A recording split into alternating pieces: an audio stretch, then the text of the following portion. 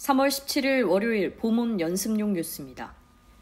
북한은 한미 군당국이 오늘부터 실시하는 자유의 방패 훈련과 관련해 최강경 대미 대응 원칙의 당위적 명분만 더해주고 있다며 반발했습니다. 북한 외무성은 오늘 노동신문을 통해 발표한 공보문에서 한미 정례 연합훈련 자유의 방패를 위험천만한 도발적 망동이라고 언급하며 이같이 밝혔습니다. 그러면서 올해 사상 최대 규모의 군사적 도발로 전쟁교향국의 첫 악장을 장중하게 연주하려는 미국의 무분별한 행동과 비이성적인 선택은 미국의 안보에 마이너스로 기여하게 될 것이라고 주장했습니다. 3월 18일 화요일 보문 연습용 뉴스입니다. 중앙선거관리위원회가 특혜 채용 의혹을 받고 있는 고위직 간부 자녀에 대해 수사를 의뢰하고 자체 감사를 실시하기로 했습니다.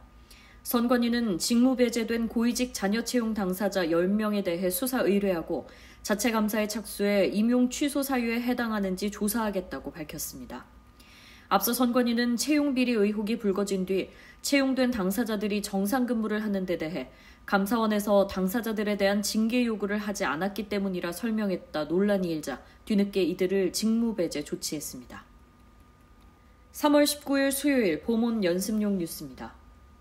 국가인권위원회가 법정 정년을 60살에서 65살로 상향 추진할 것을 국무총리와 고용노동부 장관에게 권고했습니다. 인권위는 한국의 법정 정년은 60살인데 국민연금 수급 개시 연령은 65살로 차이가 있다며 이로 인한 소득 공백이 발생하지 않도록 고용상 연령차별 금지 및 고령자 고용 촉진에 관한 법률상 법정 정년을 65살로 상향할 것을 추진해야 한다고 판단했습니다.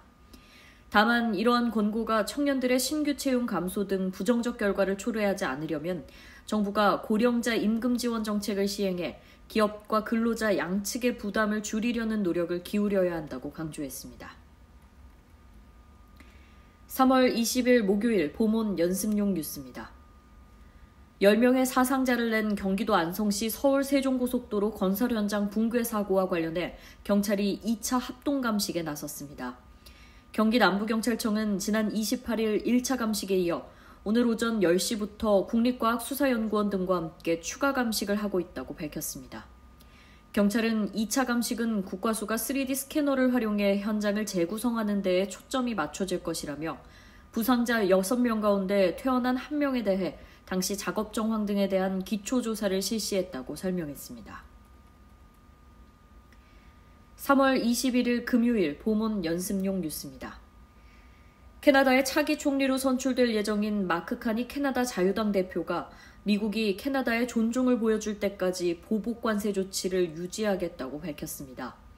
카니 대표는 우리의 경제를 약화하려 시도하는 누군가가 있다며 도널드 트럼프는 우리가 만드는 것, 우리가 파는 것, 우리가 생계를 유지하는 방식에 부당한 관세를 부과했다고 말했습니다. 이어 카니 대표는 트럼프가 캐나다의 가계와 노동자와 기업을 공격하고 있다며 우리는 그가 성공하도록 놔두지 않을 것이라고 강조했습니다. 3월 22일 토요일 보문 연습용 뉴스입니다. 한국개발연구원 KDI가 우리 경제의 하방 위험이 석 달 연속으로 커지고 있다고 진단했습니다. 건설 불황이 장기화되면서 투자와 고용 지표에까지 영향을 미치고 미국 신정부 출범에 따른 대외 불확실성 확대가 더해지면서 경제가 악화되고 있다는 분석입니다.